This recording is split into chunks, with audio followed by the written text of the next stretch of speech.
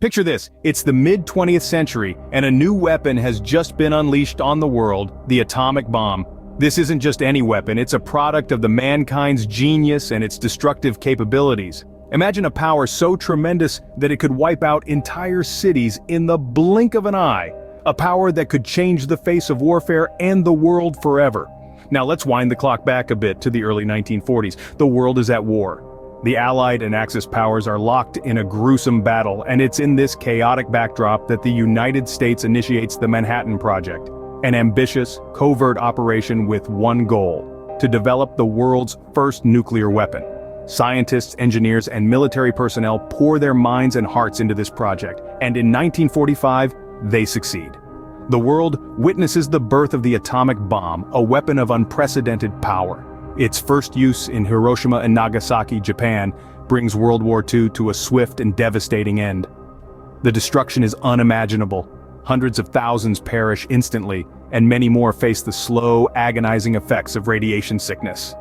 The world is shocked and horrified, but also in awe of the destructive power humanity now wields. But the atomic bomb is not just a weapon, it's a statement, a demonstration of power that resonates around the globe. It ushers in a new era, an age where nuclear power is the ultimate bargaining chip.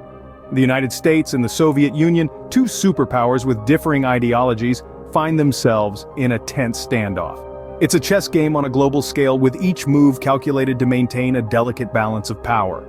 As World War II ended, a new conflict was beginning. The Cold War, a battle not fought with soldiers and guns, but with threats, espionage, and the ever-looming specter of nuclear destruction.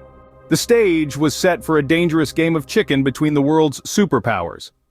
As we delve further into the Cold War era, we find ourselves in the midst of an intense diplomatic strategy known as brinkmanship. This was the high-stakes game where nations pushed their opponents to the brink, hoping they'd back down first. Brinkmanship was a dangerous dance, a delicate balance, where one wrong step could lead to catastrophe. It was a tactic that became the defining characteristic of the Cold War, as both the United States and the Soviet Union engaged in a perilous contest of nerves and nuclear might. So, how exactly did this precarious strategy come about? Well, it was born out of the escalating tensions and political confrontations that punctuated the Cold War. Key events, such as the Berlin blockade and the Korean War, were significant markers of this high-risk policy. Let's take a moment to revisit the Berlin blockade.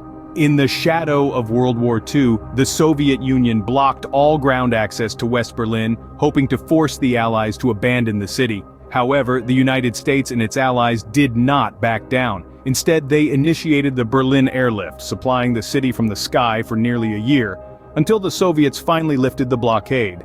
It was a clear demonstration of brinkmanship, a testament to the willingness of nations to push their opponents to the edge, yet avoid all-out war. Similarly, the Korean War was another instance of brinkmanship at play.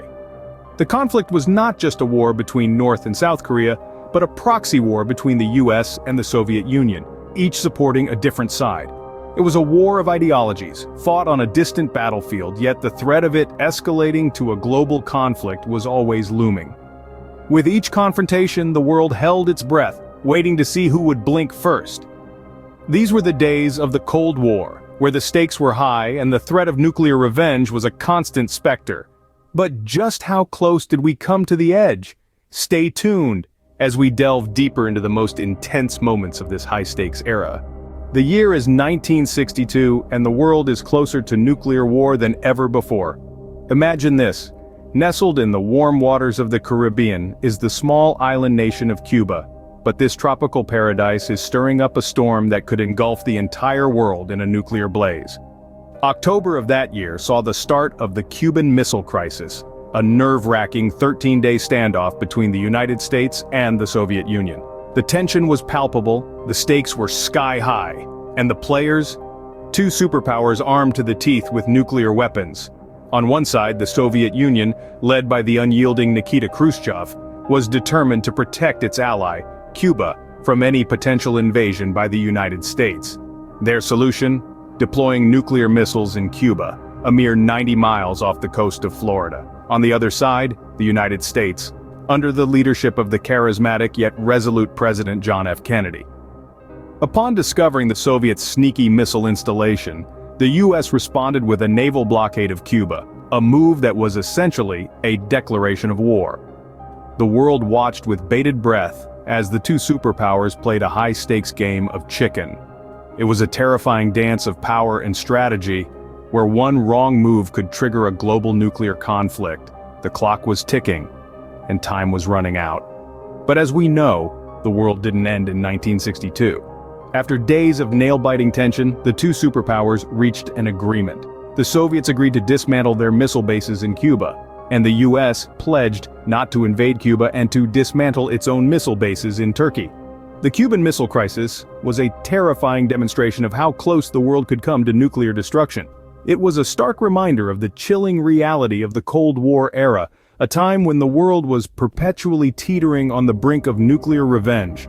The crisis was a pivotal moment in history, a turning point that forever changed the course of international relations, and a chilling reminder of the horrifying potential of nuclear warfare. As the 1960s wore on, the world began to tire of living under the constant threat of nuclear war. The era of brinkmanship, with its terrifying game of nuclear chicken, was wearing thin on the nerves of both the world's leaders and its citizens. It's hard to pinpoint an exact moment when the global mood shifted, but shift it did. The constant stress of brinkmanship, the fear that one wrong move could trigger a global catastrophe, began to give way to a new approach. This approach, known as détente, aimed to ease the tensions between the superpowers, to replace the constant threat of war with diplomacy and negotiation. This was not an overnight change, it was a gradual process, a slow turning of the tide, but it was marked by several significant events and agreements. One of the most notable was the signing of the Nuclear Non-Proliferation Treaty in 1968. This agreement, signed by almost all the world's nations, aimed to prevent the spread of nuclear weapons and to promote disarmament. The treaty represented a clear break from the era of brinkmanship. Rather than building up larger and larger arsenals, nations were now committing to reducing them. It was a clear signal that the world was moving away from the brink of nuclear war. Of course, the Cold War did not end overnight. Tensions remained, flare-ups occurred, and the threat of nuclear war never completely vanished. But the era of brinkmanship, of living on the edge of total destruction, was drawing to a close. The world had stared into the abyss of nuclear war and had, in the end, pulled back. It was a collective decision, a choice made by nations and leaders around the world. The terrifying game of nuclear chicken was no longer a game they were willing to play. The era of brinkmanship ended not with a bang, but with a sigh of relief. The world had come to the brink, had gazed into the nuclear abyss, and had chosen to step back. It was the end of an era, a turning point in the history of the Cold War, and it was a moment that would shape the world for decades to come. So, what did the Cold War's nuclear brinkmanship leave us with? It's a question that resonates through the annals of history, echoing in the chambers of international diplomacy and global politics even today. The Cold War era, a time of tense standoffs and near misses, left us with an indelible legacy. It was a time when two superpowers, armed with nuclear arsenals, danced on the knife's edge of global destruction. This dangerous game of push and pull, of threats and counter-threats, was known as nuclear brinkmanship. In many ways, it reshaped our world. The end of the Cold War didn't mean the end of nuclear weapons. Far from it. Today, 9 countries possess nuclear weapons with thousands of warheads between them. The fear of nuclear annihilation has morphed into a fear of nuclear proliferation, as more nations seek to join this exclusive and deadly club. The geopolitical tensions of the Cold War era have also left a lasting impact. Old rivalries persist and new ones have emerged. The chessboard of international politics is still marked by the moves and counter-moves of that era. The specter of the Cold War continues to influence global dynamics, shaping alliances and stoking conflicts. But perhaps the greatest legacy of the Cold War's nuclear brinkmanship is the lessons it taught us. It served as a stark reminder of the destructive potential of nuclear weapons, a potential that we must strive to contain. It highlighted the importance of diplomacy, negotiation, and compromise in averting disaster. It underscored the need for international cooperation in managing nuclear technology.